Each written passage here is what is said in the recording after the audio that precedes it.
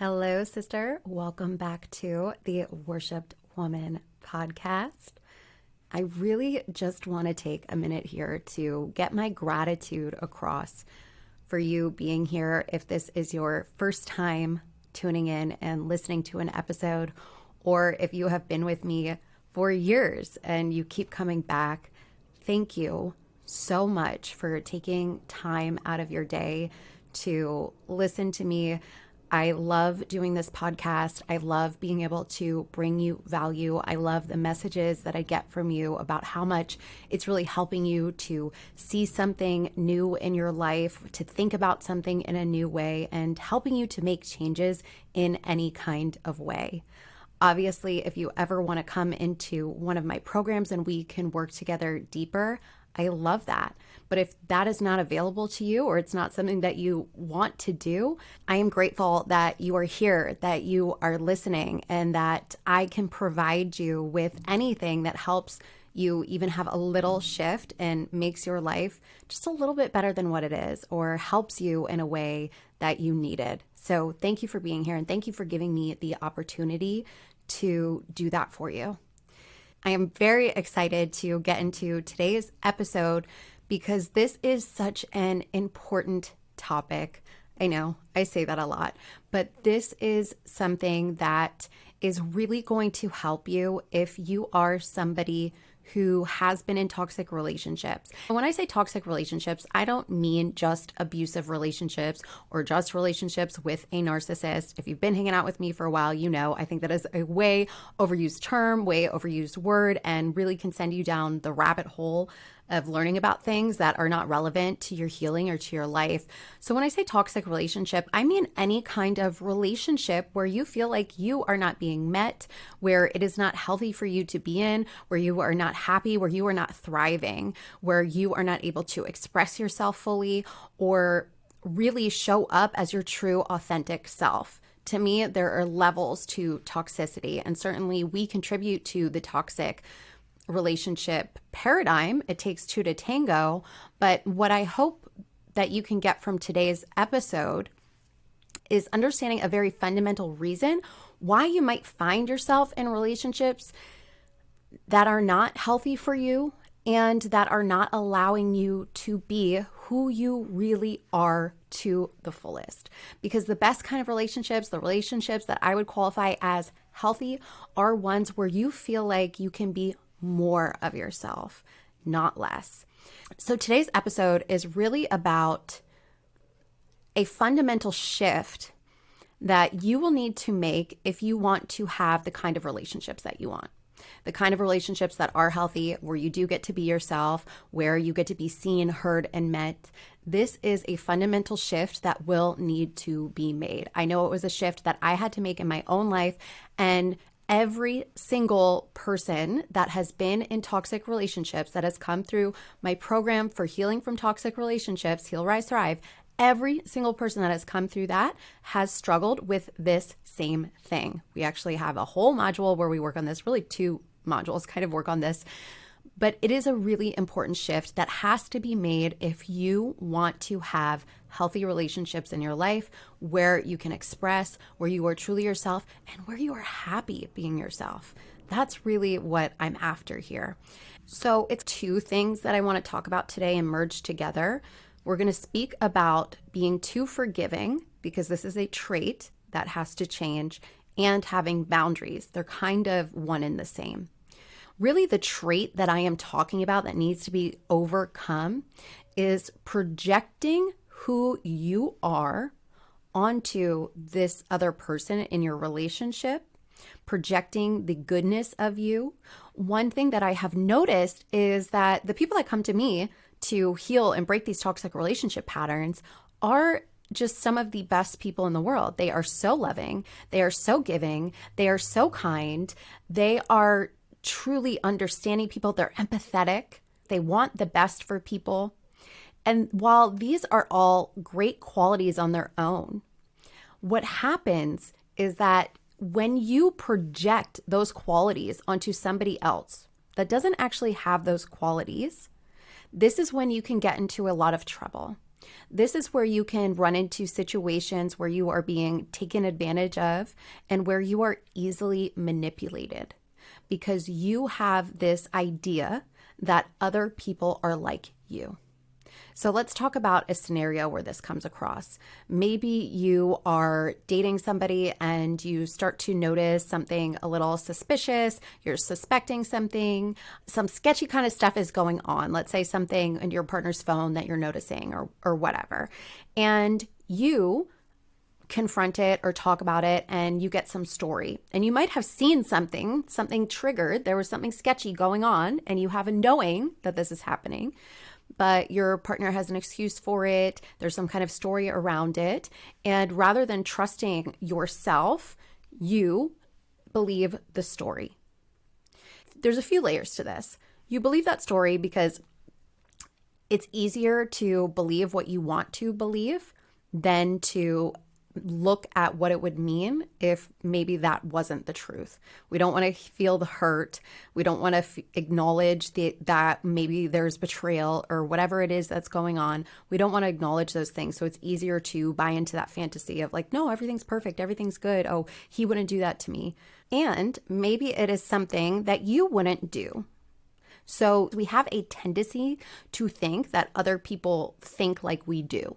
So if you are loyal and that's a high value for you, if you have integrity and that's a high value for you, it's easy to make the assumption that that other person does too. So you are projecting who you are onto this other person, but that is not necessarily who they are, which is why it is so important to pay attention to behaviors, to really be observing who this person is through what they are doing, not what they are saying, but actually what they are doing. And it's funny, I never even realized that I did this as heavily as I did until a friend pointed it out to me when I was dating somebody and something happened. And this wasn't even a terribly toxic relationship, but this was after I had been out of a toxic relationship, really hadn't done my healing work yet. But I was dating people and I was with somebody who, no surprise, was just incredibly emotionally unavailable at that time, as was I, because I had been through literal hell, so many traumatic things that I was not dealing with. So I really wasn't available to be with anybody. So it wouldn't be surprising that I attracted somebody who was also quite emotionally unavailable. And I remember something happening. I don't remember what the exact situation was, but I was talking to a girlfriend of mine at the time, and she was like, well, Kelly, you just have this tendency to always assume the best. Like, you're a very positive person and that's good, but you always assume that people have the best intentions and you always assume the positive in a situation rather than even looking at the negative. Your assumptions are always really positive. And I, in my mind, was like, well, isn't that a good thing? I want to be like that. I don't want to be a negative Nancy. I don't want to be somebody who automatically looks at people and assumes the worst. And what I have realized is that there has to be a balance with this. Of course, I'm not somebody now who is automatically negative, but what I am now is discerning, and I have developed a relationship with my intuition where I now trust what my body is telling me and what my body is showing me versus what my mind might want to be thinking, because it is easy for my mind to assume the best. It is easy for my mind to want to stay in that kind of fantasy of everything being good and perfect and assuming the best out of people. Now, instead of automatically trusting somebody or thinking that they are a really great person, I let them reveal themselves over time. I don't make decisions about who people are until they show me who they are, and they show me who they are consistently through their consistent actions. This is a really important thing that you have to learn if you want to be in healthy relationships. The next thing I want to talk about is being too forgiving. So this kind of goes along with that. You have a positive attitude. You want to assume the best intentions. You want to think that everybody is good, is like you. And this is not true. But because that is in your nature, and it is also in your nature to be kind, to be loving, to be empathetic, to be understanding, you are also probably somebody who forgives. gives. You believe somebody when they apologize to you, and you take it at that value, and you forgive and you move on, and you keep betraying yourself. And here's what I want you to realize with forgiveness. Forgiveness is a really beautiful thing. It's beautiful to be forgiving, to be loving, to be understanding. But forgiveness without boundaries is self-betrayal. If you are continuously forgiving somebody for something that you know doesn't work for you, isn't right for you, is harmful to you, this is self-betrayal. Now, I want to talk about forgiveness for a second, because forgiveness, in a sense, I think is very misunderstood. Oftentimes when we think of forgiveness, we think of forgive and forget. Those are two different words, though. Forgiveness has nothing to do with forgetting. And there are a lot of different ways to forgive somebody. You can forgive somebody and never speak to them again. You can forgive somebody and move on and continue the relationship. Forgiveness in itself doesn't have anything to do with this other person. It has to do with you and what is going on in your heart. But if you are forgiving and you are not placing a boundary on whatever this thing is that hurt you, was harmful to you, this is where you are betraying yourself, your needs, your values, and what is actually good for you. And this is where you run into problems. You want to give people too many chances. The thing is that people show you who they are, and they show you who they are through their actions. And it's great. You want to forgive somebody one time and give them a second chance?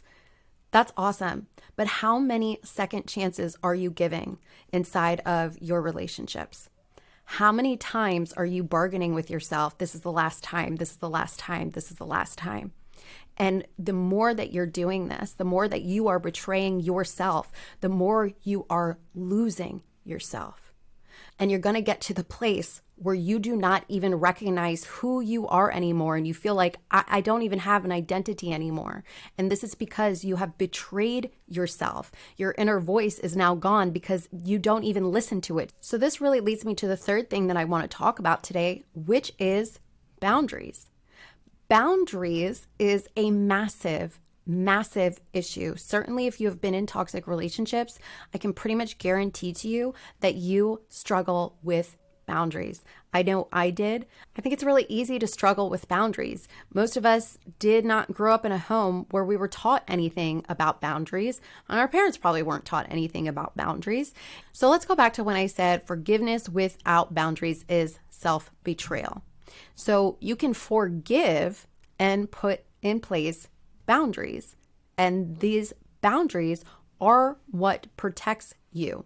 And not just protects you. Boundaries are not just for self-protection, but they are also for really self-identity. It's what makes you you. It's your thoughts, your opinions, what matters to you. There's a lot of different layers to boundaries. It's not just about don't do this, don't do that. It's really about defining who you are. And when we're in a place where we don't have boundaries, this can, again, contributes to that feeling of, I don't know who I am. I don't even know what I like. I don't know what I want to do. All of this actually has to do with a lack of boundaries. And if you are somebody who doesn't have boundaries, again, this makes you somebody who is very easy to manipulate. And what I want you to understand about boundaries, certainly boundaries with others, is that it is not a boundary if it doesn't have a consequence. So you can say, let's say you're in a situation where something happened, it was hurtful to you inside of your relationship, and you forgive them and you say, hey, but don't do it again. Hey, but don't do it again is not a boundary. If you do it again, then I will have to XYZ. That is a boundary. Actually following through with that action, whatever that XYZ is for you, following through with that is having boundaries. And this is why it can be so terrifying to actually have boundaries.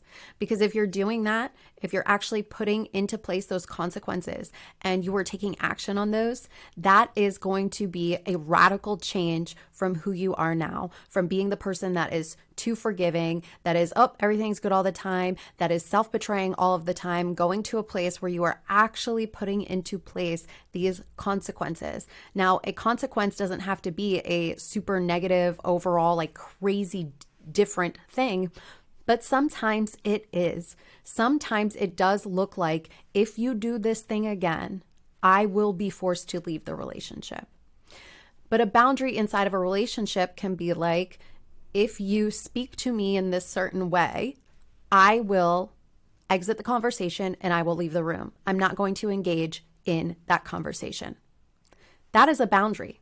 Let's say that your partner is somebody that you really love and you want to be with, but they have a tendency to yell when they get angry or call you names. This is actually emotional abuse. Name calling is emotional abuse.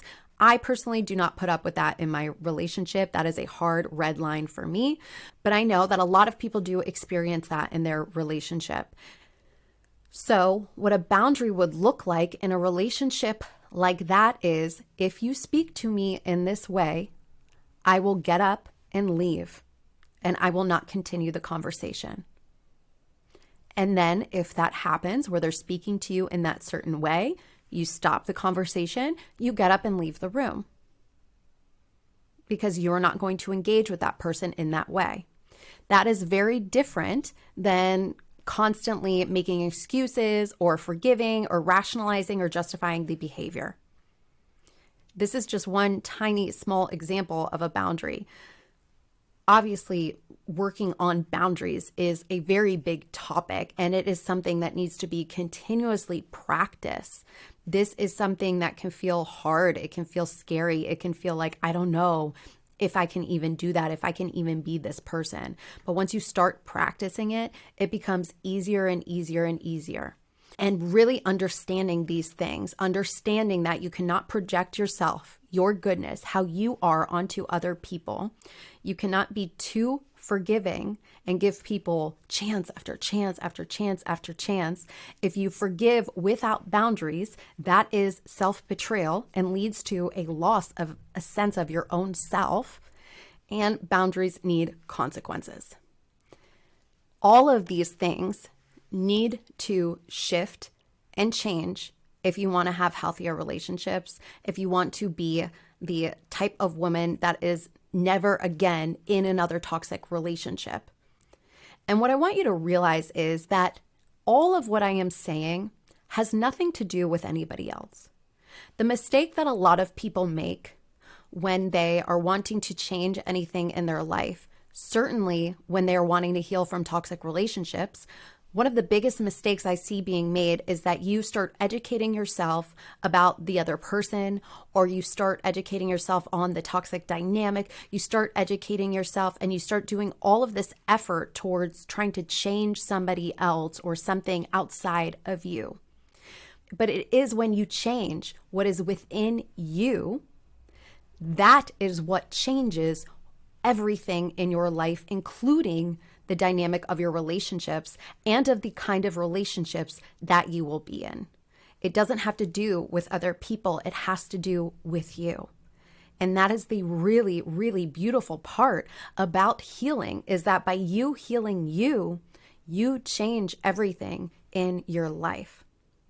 And if you are somebody who wants to work on healing from toxic relationships, rising into your personal power, and becoming a woman who thrives, who has boundaries, who knows who she is, who likes who she is, and is really ready for that healthy love, then please sign up for the waitlist for Heal, Rise, Thrive. I'm going to be opening another round soon, and I cannot wait to welcome in the new group. It is going to be absolutely amazing.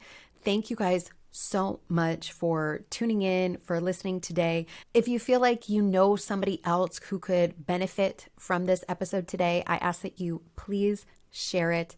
And if you would be so kind to leave me a 5-star rating and review on Apple Podcasts, and I believe Spotify even has ratings now. If you could leave me a rating on there, I would be so very grateful. I love you guys so much, and I'll speak to you soon.